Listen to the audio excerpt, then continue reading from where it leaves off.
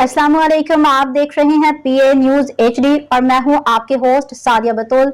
शामिल करते हैं आज की अहम खबर शामिल करते हैं। सरगोदा के ब्यूरो चीफ मेयर वकार यूनुस अराई से आरपीओ मोहम्मद शहजाद आसिफ खान का सेफ सिटी प्रोजेक्ट का दौरा जल्द मुकम्मल करने की हिदायत। Regional police officer Sargodha Muhammad Shahzad Asif Khan ने सेफ सिटी प्रोजेक्ट सरगोदा का तफसीली दौरा किया। उन्होंने जारी तरक्याती कामों का जायजा लिया। मुतल्लिका अफसरान को हिदायत की कि तमाम मराहल बर वक्त मियारी तरीके से मुकम्मल किए जाएं। आरपीओ का कहना था कि सेफ सिटी प्रोजेक्ट का मकसद शहरियों को महफूज और जदीद निगरानी के निज़ाम से आरास्ता माहौल फराहम करना है।